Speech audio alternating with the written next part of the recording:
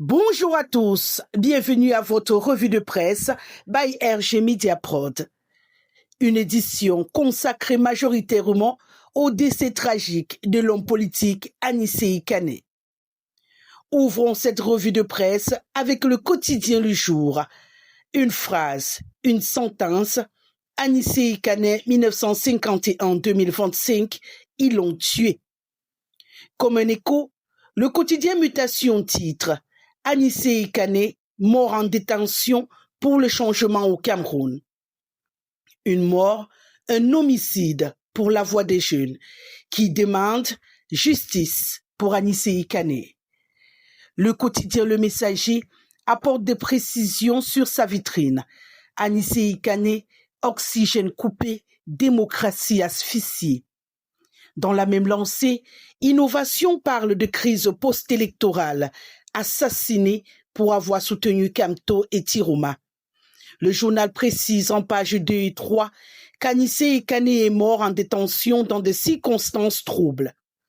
The Guardian Post nous propose ce jour quelques réactions des personnalités publiques, à l'occurrence René Emmanuel Sadi, ministre de la Communication, et Maître Alice Com, porte-parole du président Issa Tiroma Bakari. Et titre Anissé Kane, Crackdown on opposition goes wrong. Poursuivons cette séquence macabre avec la nouvelle expression martyr et héros. Le journal de Séverin Tchonke fait écho des réactions d'indignation qui s'amoncellent depuis la confirmation publique du décès d'Anissé Kane. Le tri-hebdomadaire La Météo ouvre un pan de voile sur la polémique qui gonfle au sein de l'opinion et titre Anissé Kane, les non-dits d'un décès. Décès d'Anissé Kane, quelle faute a-t-il commise? Le quotidien Émergence s'interroge sur ce qui s'est réellement passé au CED qui a abouti à la mort de l'homme politique. Les zones d'ombre d'une détention et d'un décès sous tension en page 8. En réponse, Info Matin laisse entendre que le ministre de la Défense annonce l'ouverture d'une enquête. Le journal de Dieudonné Mvan livre l'économie du communiqué rendu public ce 1er décembre par le chef de division de communication du MINDEF, Cyril Serge Atonfak Nguemo. Poursuivons cette revue de presse avec le point bi-hebdo qui s'intéresse aux résultats de l'ENAM.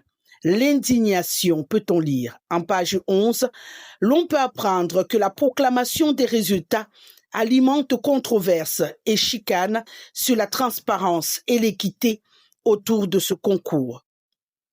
Rendons-nous à présent dans la partie septentrionale du Cameroun où l'œil du Sahel nous entraîne à Ouaza où un mort et 3 personnes ont été enlevées par Boko Haram. Pendant ce temps, pour Cameroun Tribune, on attend les résultats des élections régionales. Sortons de cette revue de presse avec l'économie qui consacre sa une à la fiscalité. Le Cameroun introduit une taxe sur les produits polluants dès 2026. Voilà, c'est tout pour cette livraison de ce mardi 2 décembre 2025. À demain.